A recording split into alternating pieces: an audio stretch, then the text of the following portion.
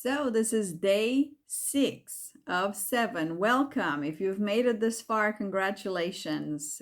This is very important. You're taking some time to get organized before you start the biggest adventure of your life, homeschooling your children. This is wonderful, and I want to congratulate you. Um, we're going to go right into it. Today, we're covering a support system. You're going to have to build your own support system. Let me tell you something. There will be tough days. There will be tough weeks. There will be moments where you decide to stop homeschooling, and maybe you'll remember to not make a decision when you are discouraged, right? You know about that principle, right? Do not make a decision when you are discouraged, no matter what it is. That's a general life principle. Thank you, Adriana, for stating the obvious, but seriously, it is very important for you to have a support system in place. So what are we going to do? We're going to go back to day 3, what we did in day 3, and just sort of repeat and enlarge. That's another principle. You repeat and enlarge. The activities that you did on day 3 were, let's research co-ops. Let's research your local parent networks, support networks, and community resources, right? So those are the 3 things. So in order: morning, evening, afternoon, and evening. Each of the sessions, 30 minutes, no overwhelm. Do not disrupt what you are already doing today with the children, except to take 30 minutes in the morning to evaluate your options for a co-op. Like I told you, it didn't work for us when the children were small. We started attending a weekly co-op only when my children were in high school. Well, one of them was in high school, the other one was like 7th grade. So they were older, and I needed help teach chemistry with lab, for instance, which I did not want to do at home.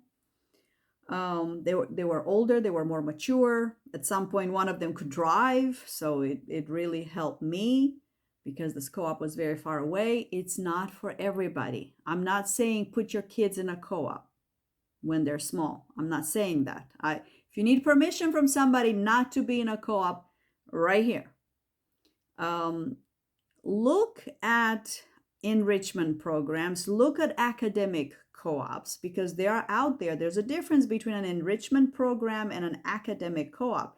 If you need help teaching your child to read or write or do math because they've got some kind of learning difference, absolutely reach out for help.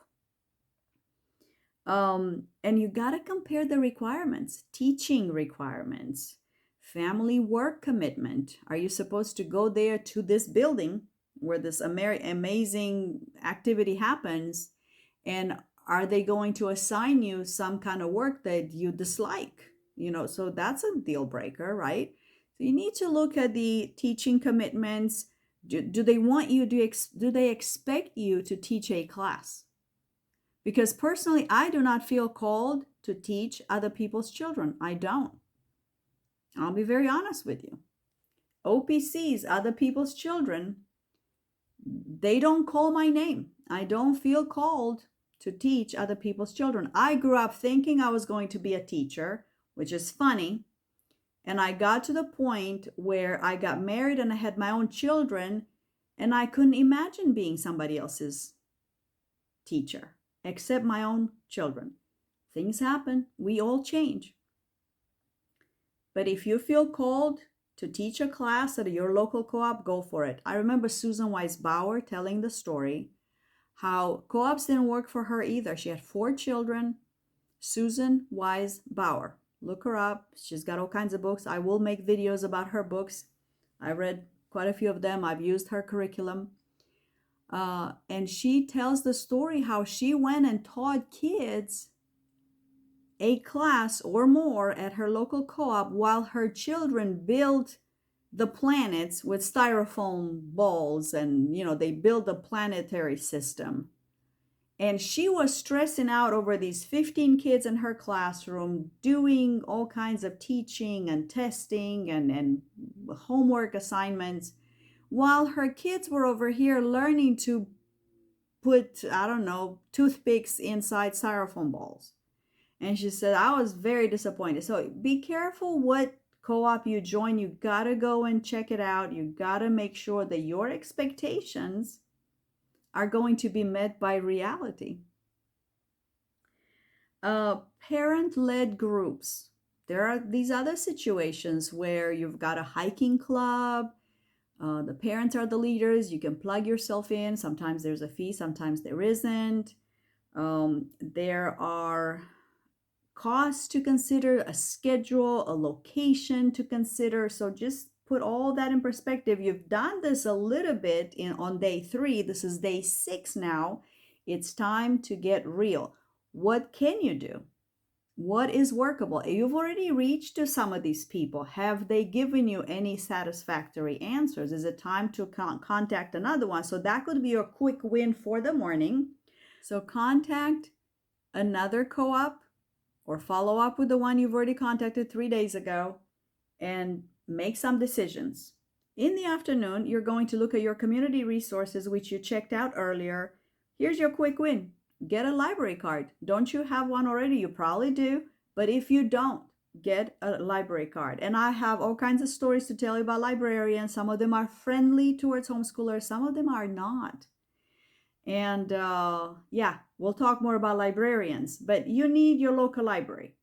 Get a card. You can get books on your Kindle. You don't have to go there in person and get these physical books. It's good to have physical books. I recommend that 90% of your books that your kids read, especially when they're young, be on paper. All right, and now we get to the evening parent support. Build your own network. This is where you got to be proactive. What does mama need? Some of these co-ops will have an evening when once a month where moms get together and they paint, or they go to a pottery place, or they just have a meal somewhere, or they get to somebody's house and they just chat, or just plug into some of these ideas, some of these that are already there. You don't have to reinvent the wheel. You don't have to do it yourself. Just plug yourself in, especially in the beginning. If you're new, if you do not have the energy or the know-how, just plug yourself into one of these and try it out. I want to tell you about mentor connections. You want to make sure that you attend one conference per year, one workshop per year, one online course per year, something, or read a book. Somebody told me when I first got started, just read one of these books. There are all these books out there for homeschool parents. I've written one. It's a devotional, 52 days for because the idea is there are 52 weeks in the year, and I'm not giving you a devotional to read every day, just one per week, and so on. But there are all these other books that get very technical and very tactical, and some of them might be outdated because they were written in the 90s, the early 2000s, but you know what? The sentiment is there. You will encounter stories and principles and ideas like I'm sharing right now. Some of them are basic, some of them are new, right? Attend a conference, attend a workshop, join an online support group. That could be your quick win for the evening. Join an online support group. Get your library card. That was the afternoon. And then contact another co-op or the other one from 3 days ago that maybe hasn't responded to you. And really cement your extracurriculars and your support network. And I'll see you in the next video.